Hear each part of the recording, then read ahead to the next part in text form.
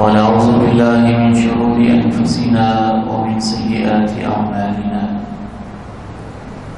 أشهد أن لا إله إلا الله وحده لا شريك له، وأشهد أن محمدا عبده ورسوله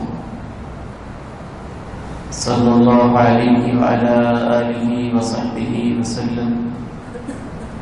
اللهم صل على محمد وعلى آل محمد كما صليت على إبراهيم وعلى آل إبراهيم إنك حميد مجيد. اللهم بارك على محمد وعلى آل محمد كما باركت على إبراهيم وعلى آل إبراهيم إنك حميد مجيد. رب اشرح لي صدري ويسر لي أمري واحلل عقدة من لساني يفقهوا قولي. اللهم انفعني بما علمتني وعلمني ما ينفعني وزدني علما. أعوذ بالله السميع العليم من الشيطان الرجيم من همزه ونفخه ونفثه. بسم الله الرحمن الرحيم.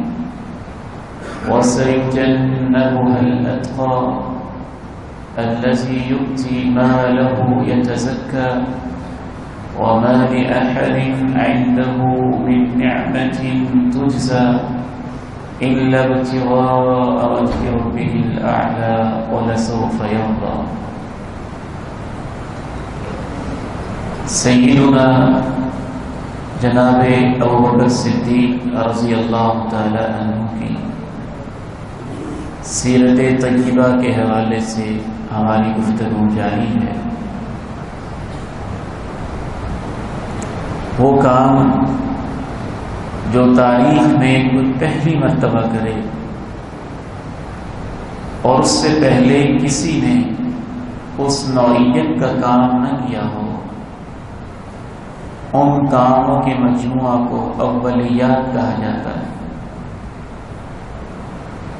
جناب ابوبکر صدیق رضی اللہ تعالی عنہ نے اسلامی تاریخ میں بہت سارے ایسے کام کیے جو انہوں نے ہی پہلی مرتبہ کیے. اللہ کے پیغمبر علیہ الصلاۃ والسلام کی حیات طیبہ میں بھی اور آپ کی وفات کے بعد بھی. سب سے پہلے جس شخص کو اللہ کے پیارے نبی علیہ الصلاۃ والسلام پر ایمان لانے کی مردوں میں سے سعادت حاصل ہوئی، وہ جناب ابوبکر رضی اللہ تعالی عنہ ہیں. اور سب سے پہلے دین کی طرف بلانے کی جس شخص کو سعادت نصیب ہوئی اللہ کے پیغمبر کے بعد، وہ بھی جناب ابوبکر صدیق رضی اللہ تعالی عنہ ہیں. کاروباری شخصیت تھے، تعلقات بڑے وسیع تھے، دسترخوان لگتے تھے، علم انساب کے ماہر تھے. اور عرب معاشرے میں جو شخص برادریوں کے نسب کو، ان کے خاندانوں کو، ان کے آباء و اجداد کو جانتا ہو، اسے بہت عزت دیتے تھے، بہت مقام دیتے تھے. باقاعدہ اس کو ایک علم کہتے تھے، علم الانساب، باپ دادوں کا علم، نسلوں کا علم، برادریوں کا علم، ان کی صفات کا علم، ان کی تاریخ کا علم، ان کی خوبیوں کا علم، ان کی خامیوں کا علم. اس لحاظ سے بھی لوگ ان سے رہنمائی لیتے رہتے تھے دور جاہلیت میں. آپ یہ جان کر حیران ہوں گے اور خوش بھی کہ 10 وہ صحابہ جن کو عشرہ مبشرہ کہا جاتا ہے، ان 10 میں سے 6 صحابہ کرام رضوان اللہ علیہم اجمعین وہ ہیں جو جناب ابو بکر کی دعوت پہ اسلام میں داخل ہوئے. ان کی تحریک پہ، ان کی کوشش سے، اور ان میں بڑے بڑے نام ہیں۔ سیدنا حضرت سعد بن ابی وقاص، سیدنا حضرت ابو عبیدہ بن جراح، سیدنا عبد الرحمن بن عوف، سیدنا عثمان بن عفان رضی اللہ عنہم اجمعین، ان سب سے اللہ راضی ہو جائے، یہ سب لوگ جناب ابوبکر صدیق رضی اللہ تعالی عنہ کی دعوت پہ مسلمان ہوئے، اور انہوں نے کوشش اس انداز سے کی کہ جو ہم عمر تھے ان کو بھی دعوت دی، جو بڑے تھے ان کو بھی دعوت دی، جو چھوٹے تھے ان کو بھی دعوت دی۔ میں آج تاریخ کا مطالعہ کرتے ہوئے خوشگوار قسم کی حیرت کے اندر مبتلا تھا کہ یہ دین کیسا دین ہے۔ جناب عثمان ابن عفان ان کے تاجر دوست تھے، ان کو دعوت دی۔ اس وقت حضرت عثمان ابن عفان رضی اللہ تعالی عنہ کی عمر 34 سال تھی۔ انہوں نے چھوٹی عمر کے صحابہ کو بھی دعوت دی۔ حضرت عبد الرحمن ابن عوف رضی اللہ تعالی عنہ، ان کی عمر 30 سال تھی جب اسلام قبول کیا۔ حضرت سعد بن ابی وقاص رضی اللہ تعالی عنہ، ان کی عمر صرف 17 سال تھی جب ان تک جناب صدیق نے اپروچ کی۔ حضرت زبیر ابن عوام رضی اللہ تعالی عنہ، ان کی عمر صرف 13 سال تھی۔ یوں ہی ابو بکر کو اللہ نے پہلا نمبر نہیں دے دیا۔ دین کے لیے ایسی کوشش، ایسی کاوش، ایسی محنت، اور اتنے بڑے بڑے لوگوں کو کھینچ کھینچ کے دین کی طرف لانا، جو ان کے نصیب میں تھا وہ کسی اور کے مقدر میں نہیں تھا۔ اور اللہ کے پیغمبر علیہ الصلوۃ والسلام نے یہ بتایا کہ جو شخص کسی کو دین کی طرف بلاتا ہے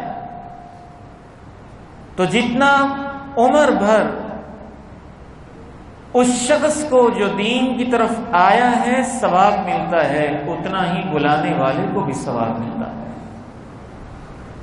آپ صرف اکیلے عثمان ابن عفان کو دیکھیں، ان کی زندگی کی ساری نیکیاں، جتنا ثواب عثمان غنی کو ہے مسجد نبوی میں حصہ ڈالنے کا، جتنا ثواب عثمان غنی کو ہے کنواں وقف کرنے کا، جتنا ثواب جناب عثمان غنی کو ہے جیش الاسرہ کی تیاری کا، جتنا ثواب جناب عثمان غنی کو ہے کئی کئی کلو چاندی اللہ کی راہ میں دینے کا، وہ سارے کا سارا ثواب قرآن کو جمع کرنے، اس کی تدوین، کمپائلیشن کا، خلافت کو سنبھالنے کا، فتوحات کا، وہ سب کا ثواب برابر میں اللہ نے اپنے خزانوں سے جناب ابو بکر کو بھی عنایت کیا۔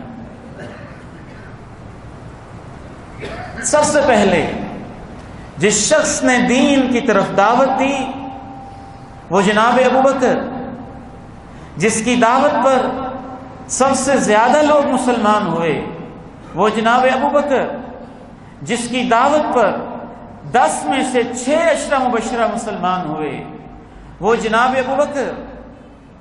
صرف دعوت ہی نہیں دی، سب سے پہلے اللہ کے پیغمبر کی موجودگی میں خانہ کعبہ کے اندر جس نے تقریر کی اس امت کے لوگوں میں سے وہ بھی جناب ابو بکر رضی اللہ تعالی عنہ۔ انہی کی دعوت پہ حضرت ارقم مسلمان ہوئے۔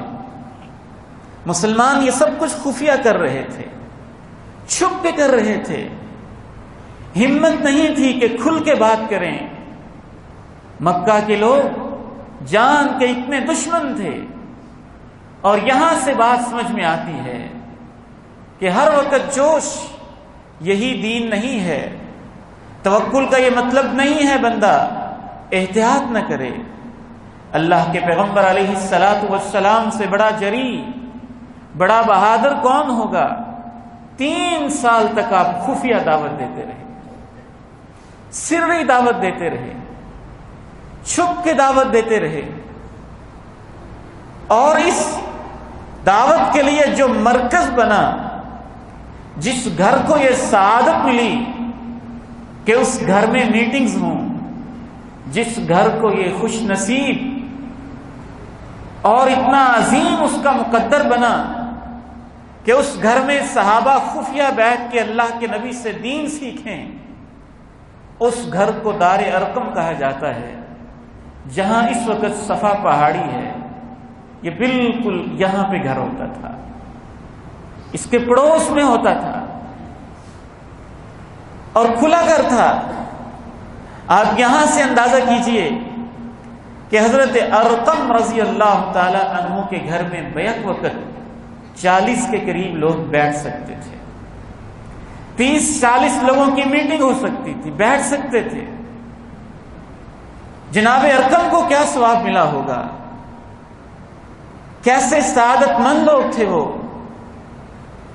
اور ارقم رضی اللہ تعالی عنہ کو، گھر کے مالک کو دین کی طرف لانے والے بھی جناب ابو بکر کی تھے رضی اللہ تعالی عنہ وارضا. سب سے پہلے اللہ کے پیغمبر سے یہ کہنے والے کہ اللہ کے نبی اب ہماری تعداد 40 کے قریب ہو گئی ہے، ہم کب تک چھپ چھپ کے رہیں گے؟ کیوں نہ ہو آج بیت اللہ میں جا کے دین کی تبلیغ ہو جائے. اصرار کیا، بار بار گزارش کی، بار بار گزارش کی. فرمایا ابو بکر چلیں آج آپ کی خواہش پوری کرتے ہیں، چلتے ہیں بیت اللہ میں. صحابہ جمع ہو گئے، کوئی کسی کونے میں، کوئی کسی کونے میں. جناب ابو بکر خانہ کعبہ میں کھڑے ہوئے. قولوا لا الہ الا اللہ، لوگو لا الہ الا اللہ کہہ دو، اللہ کے سوا کوئی معبود برحق نہیں ہے، تم کامیاب ہو جاؤ گے. جو ہی یہ الفاظ کہے مشرکین مکہ یوں آپ کے اوپر پل پڑے، دعویٰ بولا، حملہ کیا. کسی نے لاتیں ماری، کسی نے گھونسے رسید کیے، کسی نے تھپڑ لگائے. وہ ظالم سردار ابو لہب کا بیٹا، اللہ کے پیغمبر کا کزن عتبہ، وہ سردار اپنی سرداری کے زام میں اس نے تو جوتا پکڑ لیا. جناب صدیق کا چہرہ تھا اور وہ مسلسل آپ کے سر اور چہرے انور پہ جوتے مار رہا تھا. سارے حملہ کیے ہوئے. ضربوه ضربا شديدا حتى خر مغشيا عليه، اتنا مارا، اتنا پیٹا کہ جناب ابوبکر صدیق رضی اللہ تعالی عنہ بے ہوش ہو کے گر پڑے. آپ کی برادری کو پتہ چلا، بنو تیم کے لوگ دوڑے دوڑے آئے. ہمارے خاندان کے معزز انسان کے ساتھ تم نے یہ سلوک کیا. بے شک مسلمان نہیں تھے، لیکن وہ خون کی غیرت، برادری کی غیرت، خاندان کی غیرت میں جمع ہو گئے. جناب صدیق کی والدہ بھی مسلمان نہیں، والد محترم بھی مسلمان نہیں، دونوں ہی ابھی غیر مسلم ہیں.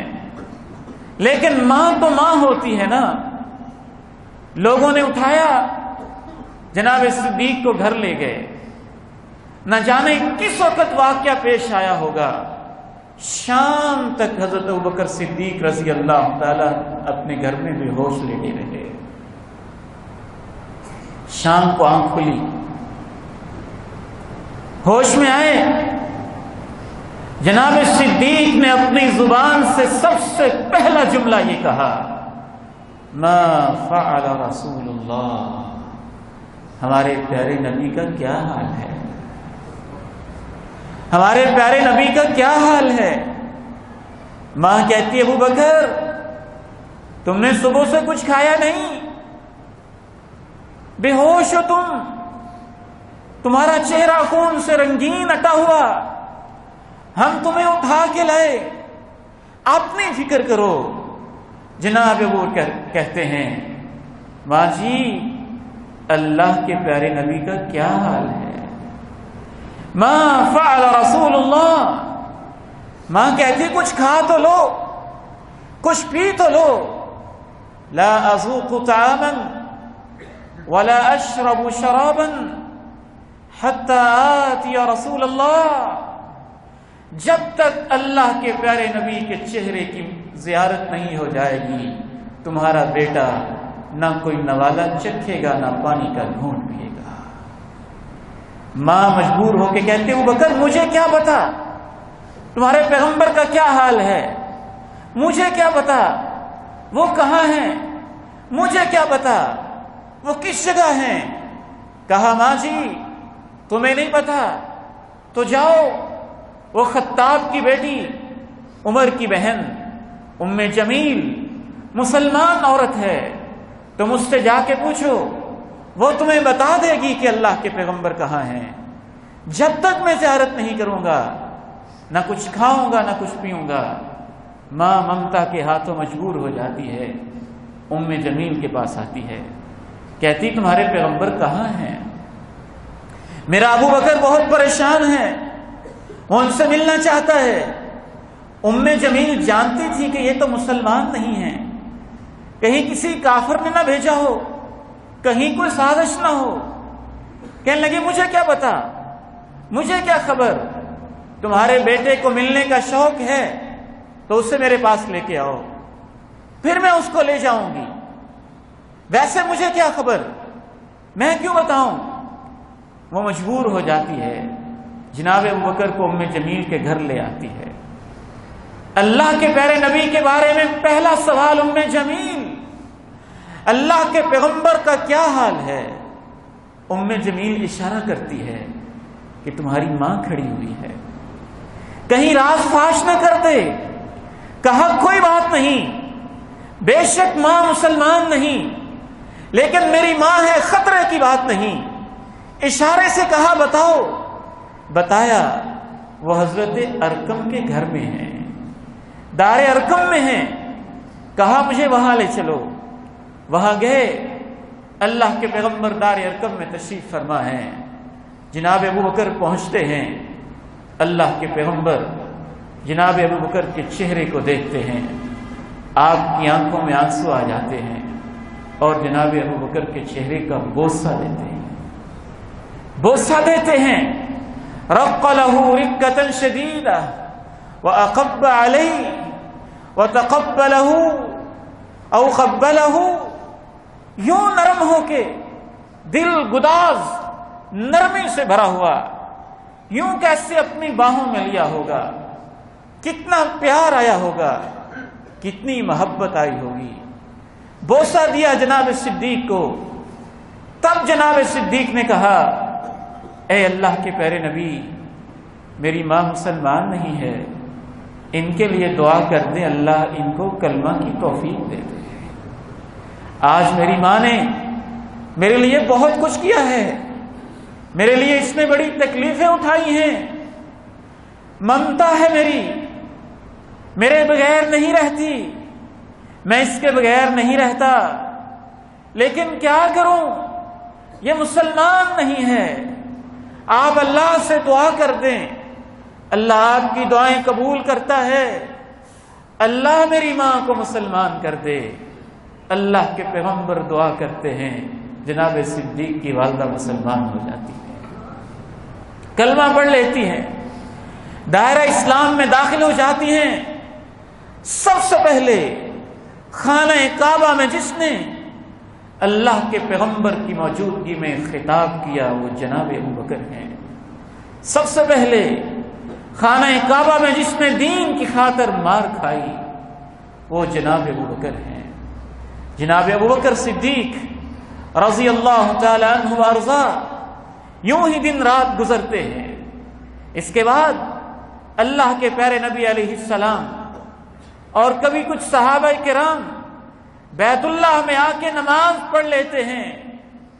یہاں بھی کفار مشرکین مکہ اور ان میں سے خصوصاً سردار گھرانوں سے تعلق رکھنے والے اوباش قسم کے آوارہ قسم کے نوجوان غنڈے وہ اللہ کے پیغمبر پر بھی ہاتھ اٹھانے سے باز نہیں آتے. صحیح بخاری میں آتا ہے حضرت عروہ رضی اللہ تعالی عنہ ایک صحابی رسول سے پوچھتے ہیں کہ مکہ کے دور میں آپ نے جو سب سے تکلیف دہ منظر دیکھا وہ کیا تھا؟ اللہ کے نبی کو جس دن مکہ کے دور میں سب سے بڑی پریشانی آئی وہ کیا تھا؟ میرے نوجوان بیٹو، میں آپ کو اللہ کا واسطہ دیتا ہوں، آپ اخبار کا ایک ایک صفحہ پڑھ لیتے ہیں، بڑے بڑے ناول پڑھ لیتے ہیں، کیمسٹری فزکس پڑھ لیتے ہیں، بایو پڑھ لیتے ہیں، میتھ پڑھ لیتے ہیں، کبھی ان صحابہ اور ان صحابہ کی تربیت کرنے والے اللہ کے نبی کے حالات بھی پڑھا کریں. امتحان دینے کے لیے نہیں، اس وقت نیت بھی امتحان کی ہوتی ہے اور رٹا لگ رہا ہوتا ہے. ایمان کو تازہ کرنے کے لیے، پیغمبر کے حالات سے آگاہی کے لیے، دین کو سمجھنے کے لیے. اللہ کے پیارے نبی علیہ الصلاۃ والسلام کہ اس صحابی سے پوچھا جاتا ہے مکی زندگی میں سب سے مشکل دن کون سا تھا؟ وہ صحابی رسول کہتے ہیں ایک دن مجھے یاد آ رہا ہے، اللہ کے پیارے نبی علیہ السلام خانہ کعبہ میں تشریف لائے، آپ نے نماز شروع کر دی. جو ہی آپ نے نماز شروع کی تو عقبہ بن ابی معیط وہ آیا، اس نے ایک کپڑا لیا، اس کپڑے کو اللہ کے پیغمبر علیہ السلام کی گردن مبارک میں ڈالا اور گردن مبارک میں ڈال کے اس کو یوں کھینچا اور گرا دینے لگا.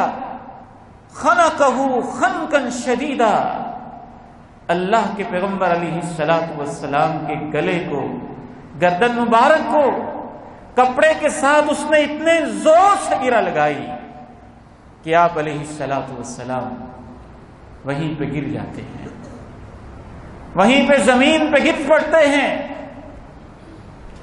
اور اس موقع پہ سب سے پہلے جس نے اللہ کے پیغمبر کو اٹھایا، آپ کا دفاع کیا، جان ہتھیلی پہ رکھ کے مشرکین کا مقابلہ کیا، وہ جناب ابوبکر تھے. صحیح بخاری کی حدیث کہتی ہے جناب ابوبکر آگے بڑھے اور آگے بڑھ کے عقبہ کو یوں کندھوں سے پکڑ کے پیچھے ہٹایا اور مشرکین مکہ سے مخاطب ہو کے کہا اتقتلون رجلا ان یقول ربی اللہ. اس ہستی کی صرف یہ غلطی ہے کہ یہ کہتا ہے کہ میرا رب اللہ ہے. ان کا صرف ایک ہی جرم ہے کہ یہ کہتے ہیں کہ میرا پالنے والا اللہ ہے. صرف اس جرم کی وجہ سے یہ سلوک کر رہے ہو. یہ جناب ابو بکر کا اسلام کی تاریخ میں سب سے پہلا کردار اور اللہ کے پیغمبر کا دفاع اتنا عظیم کردار تھا. اس وجہ سے جناب علی مرتضیٰ بھی کہا کرتے تھے کہ بہادری میں بھی سب سے پہلا نمبر ابو بکر کا ہی ہے. صحابہ کو یہ منظر نہیں بھولتا تھا. 21 سال گزر گیا، اللہ کے نبی اللہ کے پاس چلے گئے، جناب صدیق کی خلافت بھی ختم ہوئی، جناب عمر فاروق رب کے پاس گئے، جناب عثمان غنی رب کے پاس گئے. کچھ 40 سال سے زیادہ کا عرصہ گزر گیا. اس کے لگ بھگ حضرت علی مرتضیٰ رضی اللہ تعالیٰ عنہ خلیفہ بنے. آپ منبر پہ تشریف لائے، تربیت کر رہے ہیں نا کہ فضیلت بھی اپنی مرضی سے نہیں ہوتی، یہ بھی اللہ کی عنایت ہوتی ہے. یہ بھی صرف رشتے اور ناطے کی وجہ سے نہیں ہوتی، یہ بھی سروسز اور خدمات کی بنا پر ہوتی ہے. اپنے مخاطب لوگوں سے پوچھا من تعدون اشجع الناس فیکم، سب سے بہادر کس کو سمجھتے ہو؟ کہا علی آپ کو سمجھتے ہیں، علی آپ کو سمجھتے ہیں، آپ فاتح خیبر ہیں، آپ قاتل مرہب ہیں، آپ نے بڑے بڑے میدانوں میں بڑے بڑے کارہائے نمایاں سر انجام دیے ہیں۔ کہا ٹھیک ہے، میں نے جب بھی تلوار اٹھائی ہے میری تلوار نے دشمنوں کے ساتھ بڑا انصاف کیا ہے اور بہت بہادری کے جوہر اللہ کی توفیق سے دکھائے ہیں، لیکن لوگوں تم علی کو بہادر سب سے بڑا سمجھتے ہو، لیکن علی سب سے بڑا بہادر ابو بکر کو سمجھتا ہے۔ کیوں؟ اس لیے کہ میں تو تب بچپن میں تھا، مجھے وہ منظر نہیں بھولتا جب خانہ کعبہ میں اللہ کے پیغمبر پر نماز کی حالت میں حملہ کیا گیا تھا اور آپ کی گردن مبارک میں ایک کپڑا ڈال کے یوں آپ کی گردن مبارک کو بھینچا گیا تھا اور آپ گر پڑے تھے۔ اس وقت اگر کوئی بہادر آگے بڑھ کے پیغمبر کی حفاظت کے لیے آیا تھا تو وہ ابو بکر ہی تھا۔ جناب علی نے پھر اپنے لوگوں سے پوچھا، اچھا یہ بتاؤ تمہیں یاد ہے سابقہ تاریخ میں بھی ایک بندے نے یہ کردار ادا کیا تھا اور یہی الفاظ کہے تھے، وہ فرعون کے خاندان سے تھا، جناب موسیٰ کے دور میں تھا، مومن آل فرعون، اس کا تذکرہ قرآن میں ہے اور اس کے مناسبت سے اس سورت کا نام بھی سورۃ المومن ہے۔ جناب علی مرتضیٰ نے کہا وہ فرعون کے خاندان کا ایک مومن انسان کہ فرعونی اسے مومن نہیں سمجھتے تھے، اس نے اپنا ایمان چھپایا ہوا تھا، اور جب ان لوگوں نے ظلم ڈھائے تھے حضرت موسیٰ علیہ السلام پہ تو اس نے بھی کہا تھا ایک بڑے انسان ہونے کے ناطے، دنیاوی وجاہت کے ناطے، اپنے خاندان کے ناطے، اپنے خاندان کے لوگوں سے کہا تھا، شاہی خاندان کا فرد تھا نا، اپنے سارے سرداروں اور وڈیروں سے اس نے کہا اتقتلون رجلا ان یقول ربی اللہ، اس بندے کو اس وجہ سے کیوں مارتے ہو کہ یہ کہتا ہے کہ میرا رب اللہ ہے، ان یکو صادقا، اگر یہ سچا ہے، یصبکم، کہیں ایسا نہ ہو کہ جو تمہیں یہ بتاتا ہے کہ آخرت میں ایسے ہوگا ایسے ہوگا یا عذاب آئیں گے، کہیں تم پہ عذاب نہ آ جائے، ان یکو کاذبا فعلیہ کذب، اگر یہ غلط کہتا ہے تو اس کی غلطی خود اس کے اوپر پڑے گی، تم اسے کیوں مارتے ہو، اس کے پاس بڑی بڑی نشانیاں، بڑے بڑے معجزے بھی ہیں۔ حضرت علی نے وہ واقعہ یاد دلایا اور واقعہ یاد دلانے کے بعد پوچھا تو مجھے یہ بتاؤ وہ فرعون کے خاندان کا مومن افضل ہے یا قریش کے خاندان کا ابو بکر افضل ہے؟ لوگ سوچنے لگ گئے۔ حضرت علی مرتضیٰ رضی اللہ تعالی عنہ نے خداداد صلاحیت اور کمال کی فقاہت کے ساتھ جواب دیا، تم سوچ میں پڑ گئے ہو، مومن آل فرعون 1000 بھی اکٹھے ہو کے آ جائیں تو ابو بکر نے جس انداز سے پیغمبر اسلام کا دفاع کیا تھا، ابو بکر کی پوری زندگی نہیں، ابو بکر کے اس ایک لمحے کا بھی مقابلہ نہیں کر سکتے، اس ایک لمحے کا بھی مقابلہ نہیں کر سکتے ہیں۔ جناب ابو بکر صدیق رضی اللہ تعالی عنہ کی اولیات میں سے سب سے پہلے پیغمبر کا دفاع کرنے والے بھی یہ تھے، اور سب سے پہلے پیغمبر کے مہمانوں کی میزبانی کرنے والے بھی ابو بکر ہی تھے، ان کو کھانا کھلانے والے بھی ابو بکر ہی تھے، ان کو اپنے باغ میں لے کے جانے والے بھی ابو بکر ہی تھے۔ بڑے گھٹیا ذہن کے لوگ ہیں وہ، جو خود مال کے حریص، ایران کے ریالوں پہ پلنے والے اور بیرونی ڈالرز کے اوپر اپنی جوانی گزارنے والے اور پرلے درجے کے بد کردار اور کسی عورت کا مرد کے ساتھ چند گھنٹے گزار کے عزت بیچنے کو ثواب کا کام کہنے والے وہ لوگ اگر ابو بکر پہ اپنی ناپاک زبانیں کھولیں تو یہ اس بات کی علامت ہے کہ ان کے اندر وہ ضمیر ہی نہیں کہ ابو بکر کی صداقت کو سمجھ سکے، ان کے دلوں میں وہ نور ہی نہیں جس سے ابو بکر کے نور ایمان اور ان کی بصیرت کا اندازہ کر سکیں۔ جو ابو بکر اپنا سب کچھ اللہ کے پیغمبر پہ لٹانے والا ہے، اسے ایک باغ سے کیا غرض تھی؟ وہ تو دور جاہلیت میں کئی باغوں کا مالک تھا۔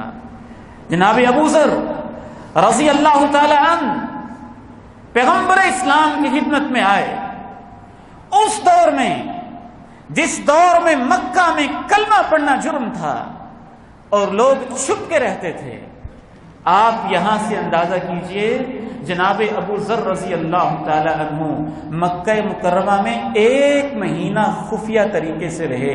اس 1 مہینے میں اتنی ہمت نہیں ہو سکی اور حالات نے ساتھ نہیں دیا کہ اللہ کے پیغمبر سے ملاقات ہو جائے۔ آئے ان سے ملنے، تحقیق کرنے، موقع نہیں مل سکا۔ خانہ کعبہ میں پردوں کے پیچھے چھپ چھپ کے رہ رہے ہیں۔ کہتے ہیں ایک رات کا وقت تھا، صرف 2 عورتیں طواف کر رہی تھیں۔ انہوں نے طواف کیا، اس کے بعد بتوں کو کچھ سجدے کیے۔ جناب ابو ذر کہتے ہیں مجھ سے رہا نہ گیا، میں نے تو دور جاہلیت میں بھی کبھی کسی بت کو سجدہ نہیں کیا تھا۔ جناب ابو ذر کہتے ہیں میں نے ان عورتوں کو کچھ سنا دی، مجھ سے صبر ہی نہ ہو سکا، میں نے ان کو کچھ سنا دی۔ انہوں نے کہا اب ہمارا یہاں کوئی مرد نہیں ہے، مرد ہوتا تو ہم تجھے بتاتے۔ کہتے ہیں میں اسی کشمکش میں تھا کہ رات کے اس ماحول میں اللہ کے پیارے نبی بھی خانہ کعبہ میں آ گئے، ان کے ساتھ ان کا ساتھی ابو بکر بھی تھا۔ اندازہ کیجئے، صبح کا ساتھی ہے، دوپہر کا ساتھی ہے، خلوتوں کا ساتھی ہے، راتوں کا ساتھی ہے، قبر کا بھی ساتھی ہے، اور جنتوں کا بھی ساتھی ہے، میدان محشر کا بھی ساتھی ہے۔ کسی نے پوچھا تھا اللہ کے پیغمبر کے سامنے اور ان کے ساتھ ابو بکر و عمر کا کیا مقام ہوگا؟ جواب دینے والے نے بھی کیا جواب دیا تھا؟ کہا جیسے ان کا مقام اس وقت قبر میں ہے، وہ جنت میں بھی ایسے ہی ہوں گے۔ جیسے دنیا میں اکٹھے تھے، قبر میں اکٹھے ہیں، جنت میں بھی اکٹھے ہوں گے۔ اور ان پہ بھونکنے والے نہ معلوم کہاں ہوں گے اور نہ معلوم ان کا کیا حشر ہوگا۔ اگر ان لوگوں کو توبہ کی توفیق نصیب نہ ہوئی تو یہ کالے دلوں والے لوگ نہ جانے جناب ابو بکر پہ زبان کھولنے کی وجہ سے اللہ کی طرف سے ان کے اوپر کتنی لعنتیں برس رہی ہوں گی۔ اللہ ان کو ہدایت نصیب فرمائے۔ جناب صدیق رات کے اس ماحول میں آئے، اللہ کے نبی ساتھ تھے۔ جناب ابو ذر سے ملاقات ہوئی، پوچھا کون؟ کہا ابو ذر۔ پوچھا کہاں سے؟ غفار قبیلے سے۔ اللہ کے پیغمبر نے سنا یوں ہاتھ رکھ لیا۔ ابو ذر کہتے ہیں میں نے سمجھا کہ شاید میری برادری کا، میرے قبیلے کا نام ہی پسند نہیں، ان کا قبیلہ چوریوں ڈکیتیوں میں بڑا مشہور تھا، لیکن جناب ابو ذر ان میں بڑے شریف انسان، حق کی تلاش میں گھومتے پھرتے۔ کہتے ہیں کہ میں کچھ کہنے والا تھا، ان کا ساتھی زیادہ جانتا تھا، اس نے مجھے خاموش کروا دیا۔ پھر میں نے آپ کے ساتھ گفتگو کی، میں نے اسلام قبول کر لیا، مجھ سے رہا نہ گیا، میں نے اپنے اسلام کا اظہار کیا۔ اللہ کے پیغمبر نے پوچھا ابو ذر کب سے یہاں ہو؟ کہا 1 مہینہ ہو گیا ہے۔ کہا ابو ذر کھاتے پیتے کیا ہو؟ کہا اللہ کے نبی زمزم ہی پیتا ہوں، اسی پر ہی گزارا کرتا ہوں، 1 مہینہ ہو گیا ہے، زمزم پہ گزارا کرتا ہوں، میرا پیٹ بڑا ہے، چھوٹا نہیں ہوا ہے، اور میں نے کبھی شدت کی بھوک محسوس نہیں کی ہے، بلکہ میری صحت پہلے سے بہتر ہی ہوئی ہے۔ فرمایا انہا شراب شرب و طعام طعم، ابو ذر یہ پانی ہی ایسا مبارک ہے، یہ پینے والے کے لیے پینے کا کام کرتا ہے، کوئی کھانے کی نیت سے پیے تو کھانے کا کام بھی ہو جاتا ہے۔ جناب ابو بکر سے رہا نہ گیا، کہا اللہ کے نبی اجازت دیں، میں آج کھانا ان کو کھلانا چاہتا ہوں، اجازت دیں تو اس مہمان کی میزبانی کا شرف میں حاصل کرنا چاہتا ہوں۔ یہ دین کا پہلا مہمان ہے، ظن غالب یہ ہے، کیونکہ جناب ابو ذر بالکل ابتدا میں مسلمان ہونے والے لوگوں میں سے، امام ابن عبد البر کے مطابق 5ویں نمبر پر اسلام قبول کرنے والے ہیں۔ خود ابو ذر کہتے ہیں کہ سب سے پہلے جس نے اللہ کے پیغمبر کو خانہ کعبہ میں سلام کہا تھا وہ میں تھا۔ تو ظاہر ہے یہ مہمان بھی پہلے ہیں اور ابو بکر میزبان بھی سب سے پہلے ہیں۔ اللہ کے پیغمبر اجازت دیتے ہیں، اللہ کے پیغمبر جناب ابو بکر اور جناب ابو ذر یہ تینوں باغ میں چلے جاتے ہیں، طائف کے باغ میں ان کو لے جاتے ہیں، اور طائف کے باغ میں لے جا کر جناب ابو ذر کہتے ہیں کہ ابو بکر صدیق رضی اللہ تعالیٰ عنہ اپنے ہاتھوں سے تازہ منکے توڑ توڑ کے ہمیں کھلا رہے تھے، اپنے باغ کا تازہ تازہ پھل کھلا کے اسلام کے اس پہلے مہمان کی میزبانی کر رہے تھے۔ آخری بات عرض کر کے اجازت چاہتا ہوں، اور یہ بہت طویل داستان ہے، پھر کسی وقت ضرورت ہے کہ اس پہ کوئی کورس کروایا جائے، کیونکہ جمعے کے اندر یہ موضوع بیان نہیں ہو سکتا۔ جناب ابو بکر کی فضیلت، پھر عمر فاروق کی عظمت، پھر عثمان غنی کی شان، پھر علی مرتضیٰ کا مقام، پھر اہل بیت کی جو اللہ رب العزت نے توقیر اور ان کی عظمت رکھی ہے، یہ سب کچھ بھی سیکھنے کی چیزیں ہیں، یہ ہمارے دین اور ایمان کا حصہ ہیں، ہمارا عقیدہ ہے۔ حبہم دین و ایمان و احسان، صحابہ سے محبت دین بھی ہے، ایمان بھی ہے، احسان بھی ہے۔ وبغضہم کفر و نفاق و طغیان، صحابہ کے بارے میں اپنے دل کے اندر کدورت رکھنا یہ کفر بھی ہے، نافرمانی بھی ہے، دین سے بغاوت بھی ہے۔ سب سے پہلے جس نے اللہ کے دین کی خاطر غلاموں کو آزاد کیا وہ بھی ابو بکر ہی تھے۔ جناب بلال کو دیکھا، ان کا مالک اس حبشی نوجوان کو، اس رنگت کے کالے اور دل کے اجلے نورانی دل والے انسان کو اپنے نوکروں سے کہتا ہے کہ اس کے گلے میں کوئی رسا ڈالو اور بلال کو گلیوں میں گھسیٹو۔ کبھی اس کے سینے پہ بھاری بھرکم پتھر رکھ دیتا ہے، اور یہ بلال بھی استقامت کا ایسا پہاڑ ہے کہ جب اس کے جسم سے خون رستا ہے تو اس کی زبان پہ احدن احدن احدن جاری ہو جاتا ہے۔ کر لو جو کرنا ہے، وہ اکیلا ہی ہے، وہ وحدہ لا شریک ہے، وہ وحدہ لا شریک ہے، وہ وحدہ لا شریک ہے۔ کبھی جوتوں سے مارتا ہے، اور مار مار کے جب تھک جاتا ہے تو بلال سے کہتا ہے بلال میں اس وجہ سے پیچھے نہیں ہٹا کہ مجھے تیرے اوپر ترس آ گیا ہے، تو ترس کے قابل نہیں، میں اس وجہ سے پیچھے ہٹا ہوں کہ میں تھک گیا، میرے اندر اب تجھے مارنے کی ہمت نہیں رہی۔ لیکن بلال اتنی ماریں کھا کے بھی کہتا ہے جو کر لو کرنا ہے، وہ وحدہ لا شریک ہے، وہ وحدہ لا شریک ہے۔ یہاں نہ بلال کا کوئی خاندان ہے، نہ بلال کی کوئی برادری ہے، نہ بلال کا کوئی کنبہ قبیلہ ہے جو اس قبائلی نظام میں بلال کے ساتھ ہمدردی کرے۔ جناب ابو بکر یہ منظر دیکھتے ہیں، دیکھا نہیں جاتا، رہا نہیں جاتا، اور ان کے مالک وہ سردار مشرق سے کہتے ہیں دیکھو کچھ تو ترس کرو، کچھ تو رحم کرو، اس غلام کے ساتھ کیا سلوک کر رہے ہو؟ وہ کہتا ہے اتنا ترس آتا ہے تو اس کو خرید لو، تم اس کو رکھ لو. اچھا کیا قیمت لگاؤ گے؟ قیمت لگائی جاتی ہے. اور بعض روایات کے مطابق جناب ابوبکر کہتے ہیں میرا ایک غلام وہ تیرے دین کے اوپر مشرک کافر ہے، وہ تم لے لو اور بلال مجھے دے دو. بلال مجھے دے دو.